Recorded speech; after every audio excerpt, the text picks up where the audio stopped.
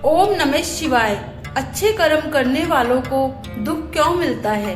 कहते हैं कि संसार में हर कर्म का फल निश्चित होता है, लेकिन कई बार हम देखते हैं कि जो अच्छे कर्म करते हैं उन्हें भी जीवन में कई कठिनाइयों और दुखों का सामना करना पड़ता है। बहुत समय पहले हिमालय की गोद में बसा हुआ एक गांव था, धर्मशील। इस गांव में 3 बाल मित्र रहते थे, अर्जुन, माधव और सुनील। तीनों बचपन के साथ पले बड़े थे, लेकिन उनके स्वभाव एक दूसरे से अलग थे।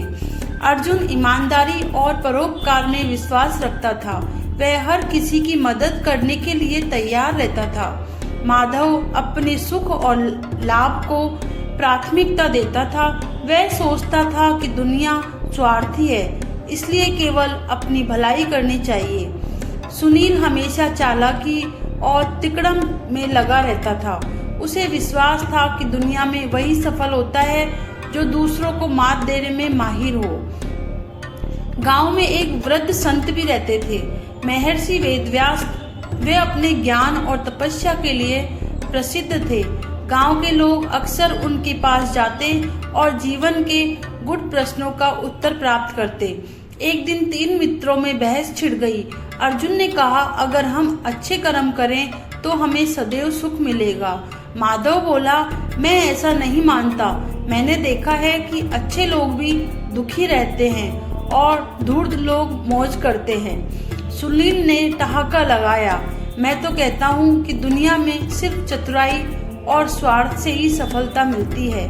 अच्छाई और ईमानदारी बेकार की बात है। तीनों यह तय करके महर्षि वेदव्यास के पास गए कि वे इस प्रश्न का उत्तर देंगे।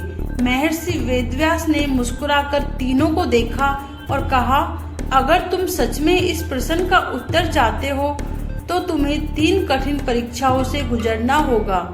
तीनों मित्र तैयार हो गए। महर्षि ने तीनों को एक पहाड़ी जंगल की ओर भेजा और कहा, वहाँ एक गुफा में एक अद्भुत पत्थर है, उसे लाकर दो।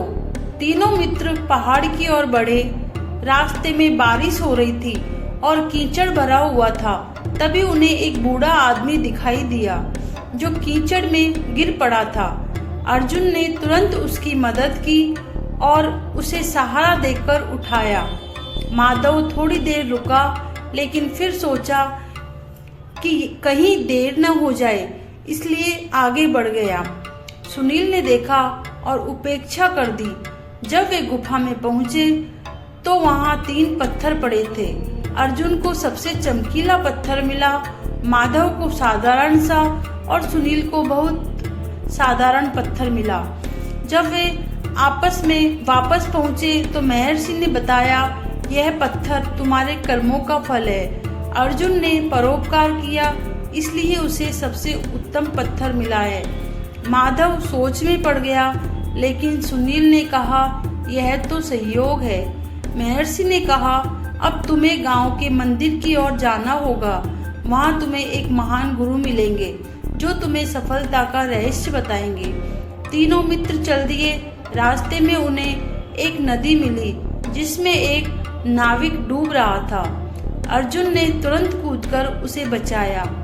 माधव रुका, लेकिन फिर सोचा कि कहीं उसकी जान खतरे में ना पड़ जाए, इसलिए आगे बढ़ गया।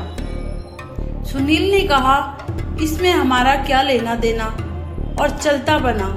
जब वे मंदिर पहुंचे तो गुरुजी ने अर्जुन को आशीर्वाद दिया और कहा, तुम्हारे धैर्य और परोपकार ने तुम्हें बड़ा बनाया। माधव और सुनील को कोई विशेष मान्यता नहीं मिली। महर्षि ने कहा, तुम्हें अब नगर के राजा के पास जाना होगा। वहाँ एक मूल्यवान रत्न है जिसे लाने का प्रयास करना है। तीनों मित्र राजा के पास पहुँचे। राजा ने कहा, जो व्यक्ति अपनी सच्चाई साबित करेगा उसे यह रत्न मिलेगा। अर्जुन ने अपने सच्चे कर्मों के बारे में बताया। माधव ने कुछ झूठ मिलाया। सुनील ने पूरी कहानी बना दी। राजा ने अपने गुप्तचरों से जांच करवाई। अर्जुन को रत्न दिया गया, जबकि माधव और सुनील को खाली हाथ लौटना पड़ा। तीनों मित्र वापस महर्षि वेदव्यास के पास आए। तब माधव और सुनील को समझ आ चुका था कि अच्छे कर्मों का फल देर से लेकिन अवश्य मिलता है।